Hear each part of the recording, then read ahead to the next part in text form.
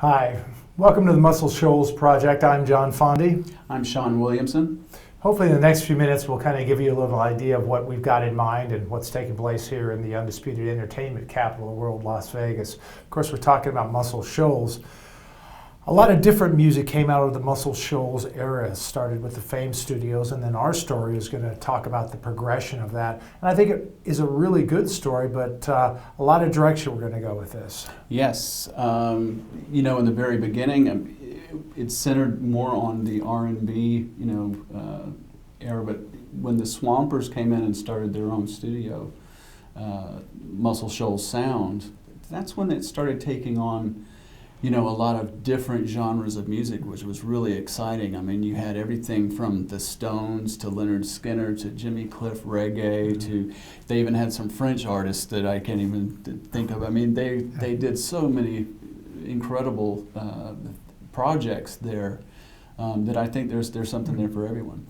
I think it was pretty easy to say that or see that there was a lot of turmoil going on in that area, but it seemed like everybody felt comfortable. They felt safe when they were in that environment to do what they really loved, which was block everything else out and just produce great, pure music. Absolutely, yeah. I mean, that was the one thing that, that I saw, the thing that I got after watching this fabulous documentary, is, during the very early days, I mean, you had the civil rights things going on, just horrible things going on in nearby places like, Montgomery and Birmingham, Alabama. But yet in that little town, in those studios, I mean, music, was all that mattered.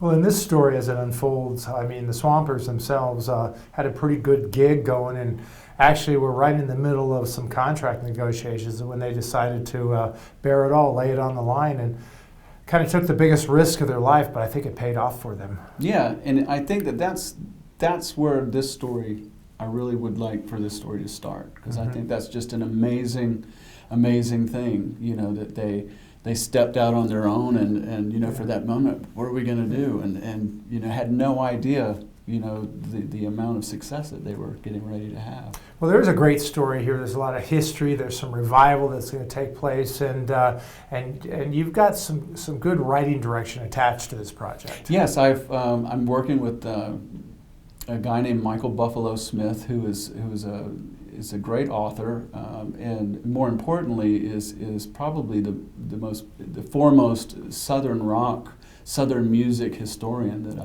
that I could think of to come in and for him to come in on this project was really just delights me to no end. Well, I mean, not only is he a great writer, but he's a musician and he knows all these guys and they're excited about this project as well. Yeah, absolutely. I mean, he's been interviewing and all of these Southern, the people from Leonard Skinner, Charlie Daniels, the Swampers themselves, and actually playing music with a lot of these people as well. This show's unique because it's not a cover show. I mean, we're actually going to involve the people that were involved in making this happen, guest appearances and guest stars in the Swampers. So people are going to actually see it as it was done. The set is going to be the original set that was there, so everybody's going to get that feel.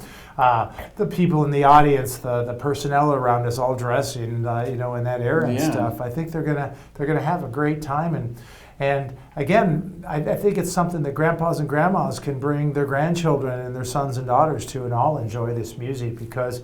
You did mention before when we were talking that there's a new generation that's coming out of Muscle Shoals. Yeah, I mean, you have John Paul White in the Civil Wars. I mean, Jason Isbell in the 400 unit, that are really making a mark in the music industry now.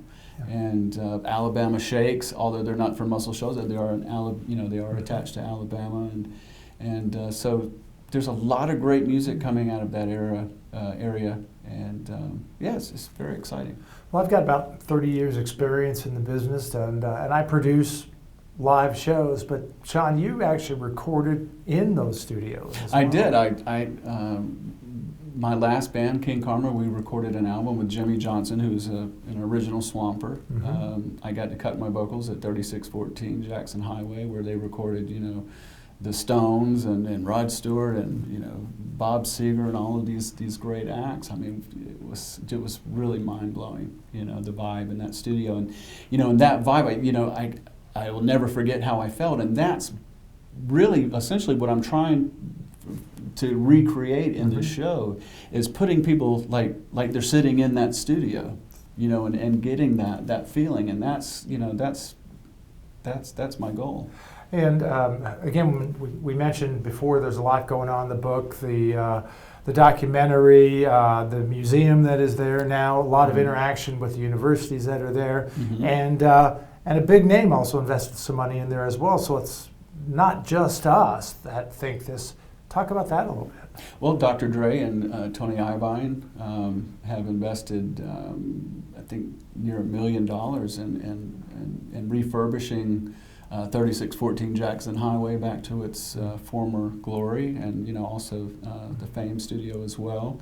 And they're doing some educational things with kids that are coming up wanting to be musicians and producers and engineers, and trying to use those also as a classroom.